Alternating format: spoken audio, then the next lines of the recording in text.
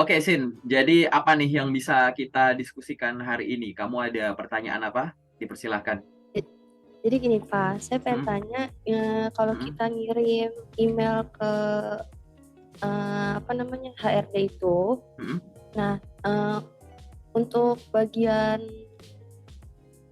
emailnya itu yang bagus tuh kayak gimana ya Pak?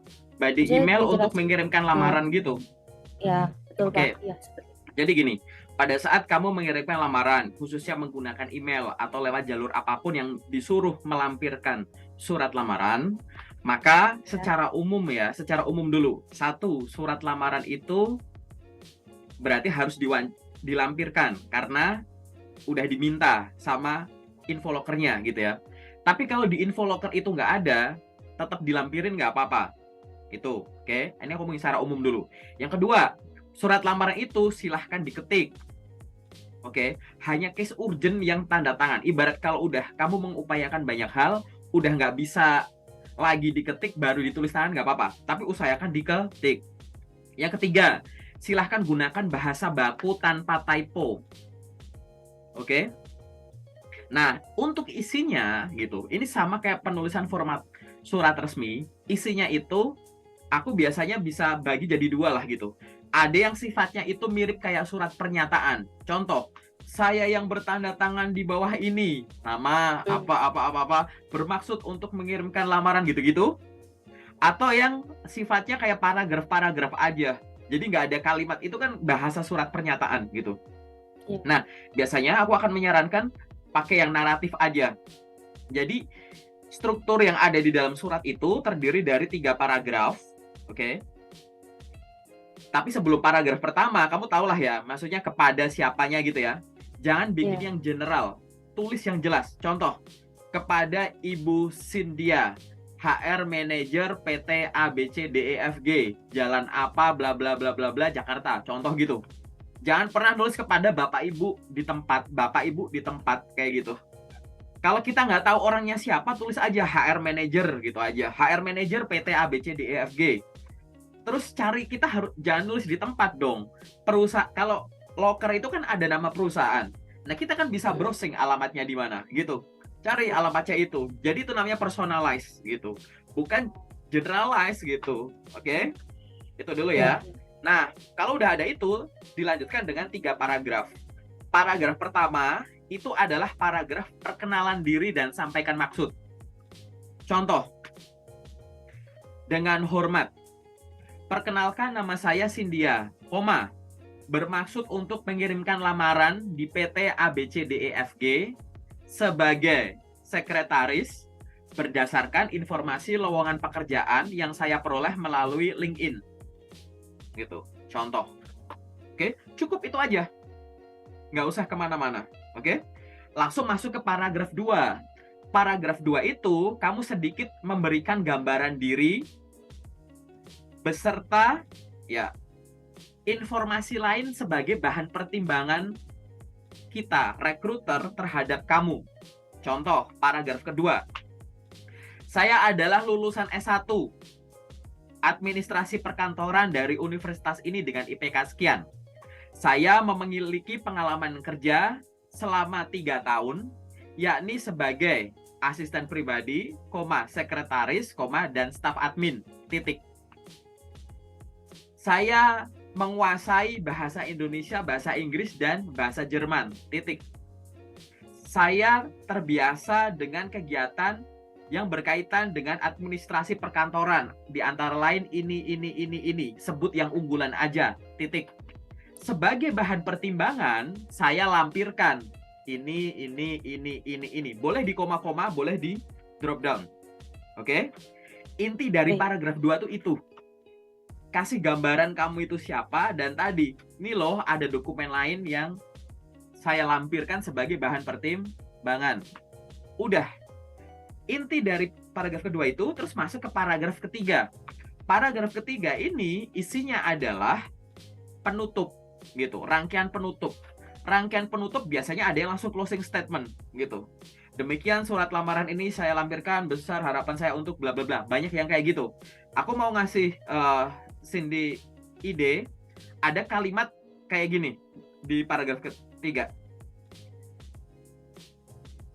apabila Bapak garis miring Ibu membutuhkan dokumen garis miring informasi tambahan terkait dengan kualifikasi saya, silahkan menghubungi saya melalui email blablabla@gmail.com atau melalui nomor WhatsApp saya 08 bla bla bla bla bla titik. Demikian surat lamaran ini saya buat. Ya udah. Kayak gitu. Jadi kalau aku sebut secara lengkap gitu dari atas sampai bawah, kurang lebihnya kepada Ibu Cynthia, HR Manager PT Apel Anggur Jeruk, Jalan Lele 1, nomor 30, Jakarta. Dengan hormat, perkenalkan nama saya Handi, bermaksud untuk melamar pekerjaan sebagai operator produksi di PT Apel Anggur Jeruk. Tadi namanya apa lupa ya. Berdasarkan informasi lowongan pekerjaan yang saya peroleh melalui LinkedIn. Gitu. Mungkin aku dalam kurung aku kasih URL link lokernya kayak, kalau enggak ya enggak usah gitu. Atau melalui website gitu ya. Masuk paragraf 2. Saya merupakan lulusan S1 Teknik Industri dari Universitas Burung Kakatua dengan IPK 4. Saya memiliki pengalaman kerja selama 4 tahun sebagai operator produksi di PT ini. Saya terampil dalam mengoperasikan alat ini. Saya juga mampu berkomunikasi dengan baik menggunakan bahasa Indonesia, bahasa Inggris, dan bahasa Mandarin. Sebagai bahan pertimbangan, saya lampirkan CV, ijazah, sertifikasi, portofolio, pas foto, contoh. Demikian surat lamaran ini saya buat. Apabila Ibu membutuhkan informasi atau dokumen tambahan terkait kualifikasi saya, silahkan menghubungi saya melalui handi@gmail.com atau nomor WhatsApp 08888888. Format saya, Handi. Dah, simple. Kayak gitu aja. Nah, format ini boleh kamu variasikan untuk ditaruh di body email. Kurang lebih kayak gitu, oke? Simple kayak gitu aja. Ini contoh yang sifatnya naratif. Nanti kalau kamu mau bikin yang kayak surat pernyataan, itu ya nggak apa-apa sih. Saya yang bertanda tangan, kan pernah yang kayak gitu ya. Saya yang bertanda tangan di bawah ini, nama ini, bermaksud melamar pekerjaan. Sebenarnya format itu juga boleh, tapi nggak ada masalah. Tapi terkadang ada miss gitu. Missnya adalah kadang yang di drop down itu informasi yang kita nggak perlu masukin. Karena itu detail KTP. Aku pernah nerima nggak cuma satu gitu ya. Nama, alamat, gender, agama, NIK ditulis kayak gitu. Jadi kayak boleh pakai format itu, tapi yang pribadi jangan dikasih dong gitu.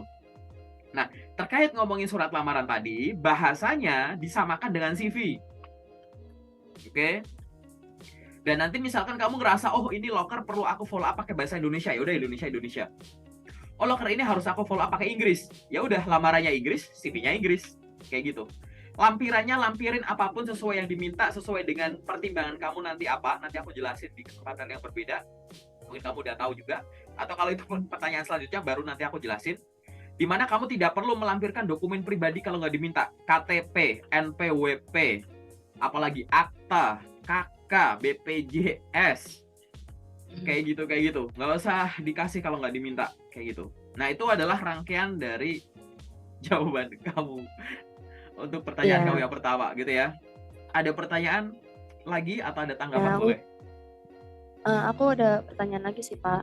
Jadi kalau misalkan kita nggak diminta nih ya untuk dokumen apa saja yang dilampirkan, itu yang mesti kita lampirkan itu yang benar-benar dibutuhkan buat kita melamar kerja itu apa Pak? Kan biasanya nggak harus melampirkan ini nggak disebutin. Nah, kita sebagai pelamar pekerja itu harus melampirkannya apa aja ya Pak? Selain CV dan lamaran kerja. Oke. Jadi kayak gini ya, ada beberapa variasi, mungkin kalau kamu nyari sumber yang lain juga sama aja gitu ya. Ada beberapa variasi dokumen yang bisa dikirimkan kalau nggak diminta secara detail. Yang jelas, yang semua sepakat adalah dokumen pribadi nggak usah dikirim pertama. Kecuali kamu datengin job fair, walk-in interview, kayak gitu. Itu beda ya, beda case gitu. Atau misalkan sejak awal diminta gitu, itu beda. Nah, kalau permintaannya silahkan kirimkan CV dan dokumen lain ke sini gitu, maka ada beberapa kombinasi yang bisa kamu kirimkan. Yang urutan teratas, yang paling powerful adalah lamaran, CV, portofolio. Itu yang menurutku pribadi tuh juga paling powerful, yaitu dari sisi portofolionya gitu. Nanti kalau kamu bingung portofolio kayak gimana, browsing dulu. Nanti kirim ke aku, nanti aku review. Oke? Itu yang paling atas. Kalau itu nggak bisa, biasanya apa? Lamaran, CV, ijazah, transkrip. Ada lagi variasi lain, lamaran, CV, ijazah, transkrip, pas foto. Terlebih, kamu ngelamar jadi frontliner. Kamu ngelamar jadi orang yang akan bertemu dengan banyak customer. Gitu. CS, teller, resepsionis, pramugari, aspri, sekre, PR gitu-gitu. Foto, ada pas foto, ada foto full body gitu. Nggak masalah. Contohnya gitu. Ada dokumen yang lain, lamaran, CV, ijazah, transkrip, sertifikat-sertifikat yang relevan. Oke? Pelatihan ini itu, ikut pendidikan atau bootcamp apa, kan ada sertifikatnya. Paklaring kalau kamu punya pengalaman kerja, silahkan. Kayak gitu. Yang jelas dari variasi ini, kalaupun, ya kan, kalau ada yang kurang gimana Kak? Kan kita nggak tahu dokumennya yang diminta juga nggak jelas, kalau ada yang kurang gimana? Santai aja. Kita lihat dari pertanyaan pertamamu tadi. Di paragraf terakhir dari surat lamaranmu kamu udah bilang kalau membutuhkan dokumen atau informasi tambahan terkait kualifikasimu atau proses rekrutmen ini buat hubungin kamu. Kamu udah bilang kayak gitu. Gitu. Harusnya rekruternya baca sih kayak gitu. Oke? Nah, ini tanpa perlu ngelampirin dokumen pribadi gitu. Oke? Oke. Untuk saya ada pertanyaan lagi nih ya Pak. Boleh. Nah, Bebas. kalau untuk lamaran kerja itu, bukan deh, untuk CV, itu kita perlu nggak sih cantumin pendidikan itu dari SD sampai pendidikan terakhir kita ini sekarang? Menarik. CV itu adalah dokumen kamu untuk jual diri. Ya, jual kemampuan diri. Nah, CV kamu itu bukan tempat curhat, dia bukan autobiografi gitu. Jadi tidak semua yang kamu alami harus ditulis. Oke? Sehingga masukkan saja pendidikan terakhir atau 2 pendidikan terakhir untuk yang formal. Oke. Gitu. Kalau kamu lulusan S1 ya masukin S1 aja boleh, S1 sama SMA boleh, S1 sama D3 boleh. Gitu. Nggak usah dari SD. Kalau misalkan belum lulus nih, kan kita masih mahasiswa gitu, itu perlu nggak dicantumin Pak? Ya, ada beberapa pertimbangan ya gitu. Ada beberapa pertimbangan. Kalau memang lowongan pekerjaannya itu maksudnya gini, misalnya kayak kamu nyari part time gitu, atau kamu nyari magang, di mana di situ sebenarnya nggak masalah kan mahasiswa itu, maka tulis aja pendidikan terakhirnya nanti kan tulis pendidikan kan ada nama lembaganya, periodenya kapan, jurusannya apa, nilainya berapa gitu kan. Nah, periode itu kamu tulis ya tahun masuk strip sekarang gitu aja. Ini nanti case-nya sama kalau kamu lamar kerja lagi padahal kamu masih kerja misal. Nah, kalau statusnya kayak gitu sama gitu. Tulis pekerjaan, kalau kamu nulis pengalaman kerjamu sekarang baiknya tetap ditulis. Gitu kan? Periodenya kapan sampai sekarang kayak gitu. Tapi ingat ini bukan pertimbangan satu-satunya ya untuk masukin atau enggak. Jadi pendidikan atau pekerjaan yang masih ongoing itu boleh ditulis boleh enggak. Oke, gitu. Tapi boleh nggak? Boleh. Tapi tidak semua yang boleh itu harus. Nanti ada faktor-faktor lain gitu. Ya Pak. Oke. Nah, untuk lanjut. Pertanyaan saya, nah kan di CV ini kan nanti ada about me gitu kan, tentang saya, menceritakan tentang diri kita. Itu tuh boleh nggak menjelaskan secara detail atau ringkas aja gitu Pak, kita menjelaskannya? Oke.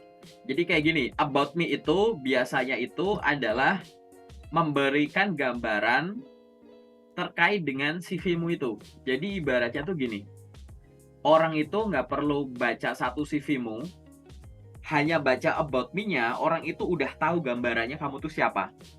Nah, aku paling sering menyampaikan bahwa kalau kamu nulis bagian about me-mu itu harus bisa menjawab 3 pertanyaan minimal. 1, kamu itu siapa? 2, kamu punya pengalaman apa? Yang ketiga, sekarang kamu bisa apa? Oke. Kamu itu siapa? Bisa ditranslate sebagai background pendidikan dan background pendidikan aja boleh deh. Background pendidikan atau gambaran umum dengan pengalaman kerjanya. Contoh, kamu itu siapa? Saya adalah lulusan jurusan ini. Banyak orang nulisnya gitu ya. Itu kurang lengkap. Masukkan tingkat pendidikannya. Saya lulusan S1, D3, D berapa gitu-gitu. Kalau cuma lulusan jurusan ini, ada jurusan yang itu yang kamu sebut itu di SMA juga ada gitu. Jadi kayak gitu. Atau misalkan ada jurusan yang sebenarnya itu D3-nya ada, S1-nya ada. Wah, ya walaupun di pendidikan kita bakal baca sih. Tapi kamu harus tahu benernya dulu gitu ya. Saya adalah lulusan S1 apa, dari universitas apa, mungkin dengan IPK berapa. Itu udah ngejawab. Ini khususnya biasanya untuk orang yang masih first grade.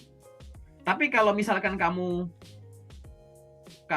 mau lanjut, boleh gitu. Dengan apa? Gambaran umum pengalaman kerjanya. Ini malah sekaligus jawab pertanyaan nomor 2.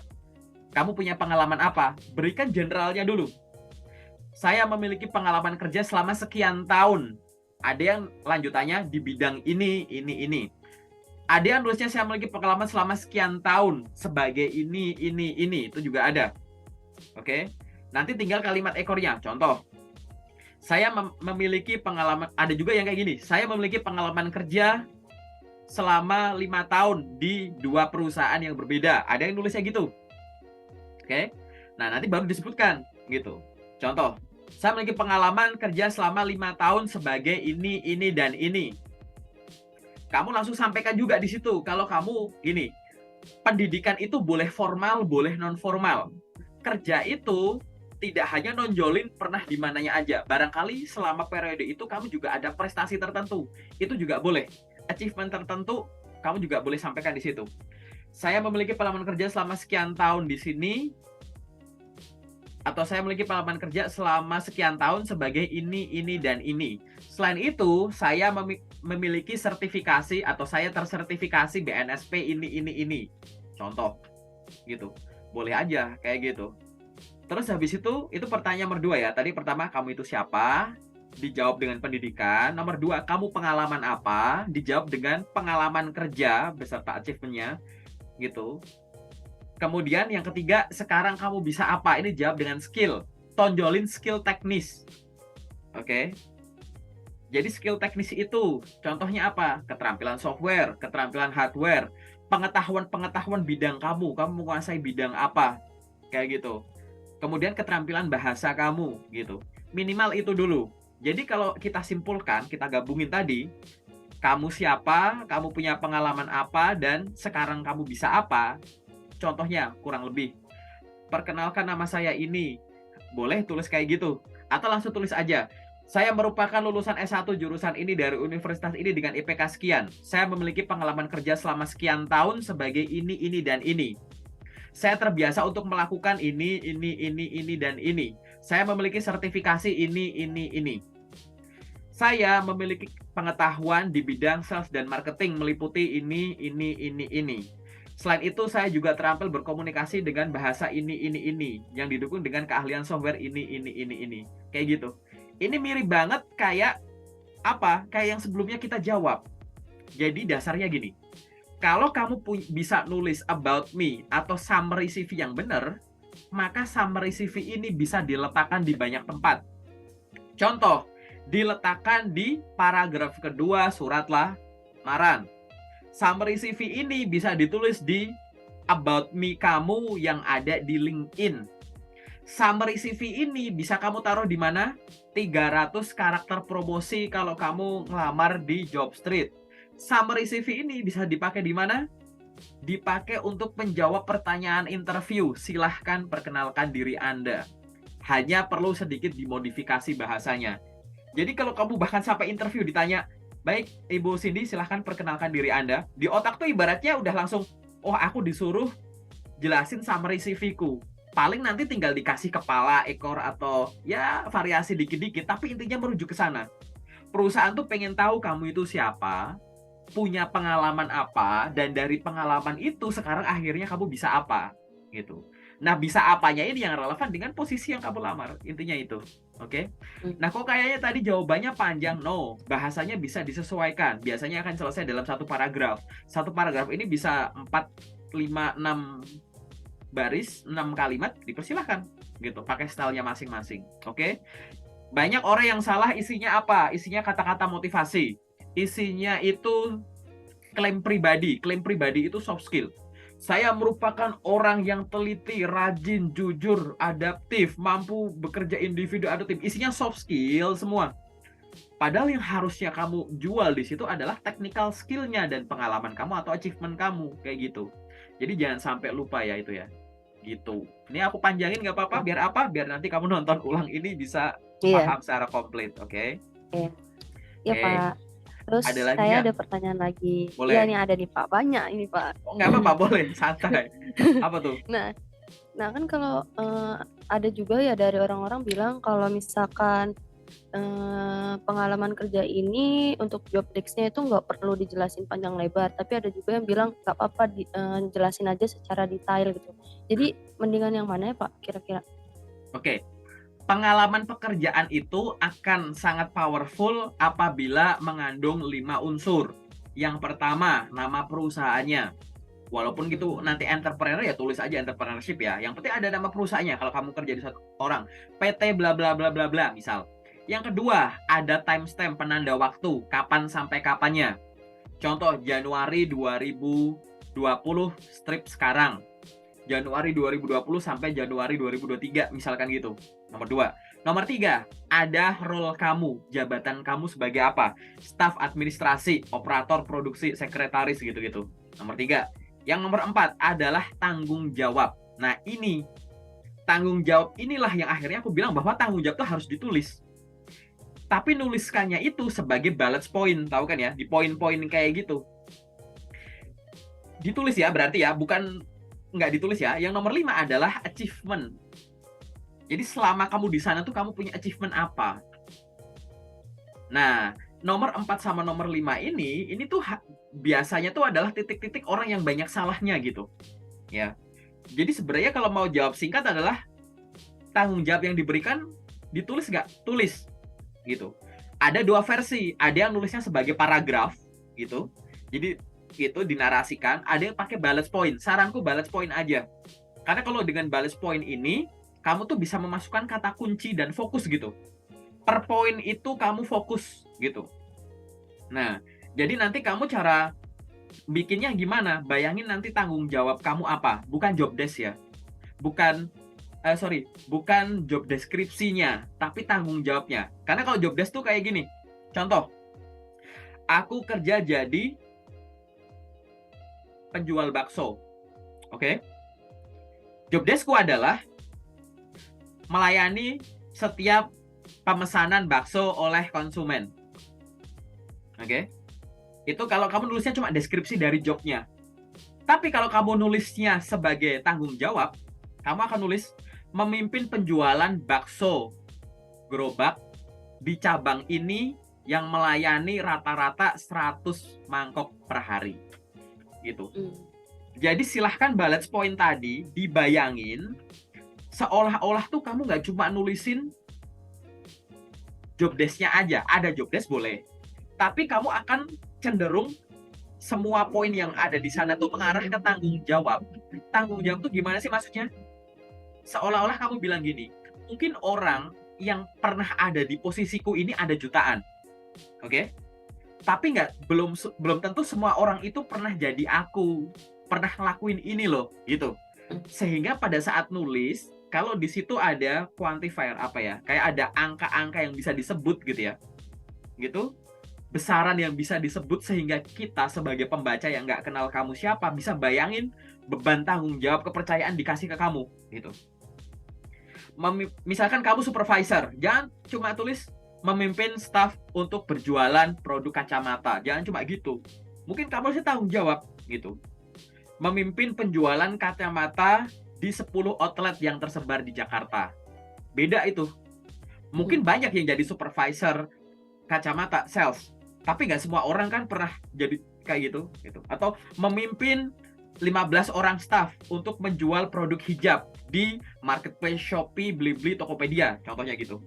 Jadi seolah-olah tuh kamu nyebut, mungkin banyak yang udah punya all shop, tapi aku udah punya ini kan, nggak semua orang kan pernah ngelakuin ini gitu. Jadi munculin angka, sekian orang, sekian cabang, sekian lembar, sekian produk, sekian pieces, sekian dokumen, bahkan sekian rupiah gitu. Menjual produk kacamata dengan target harian 100 juta rupiah misal.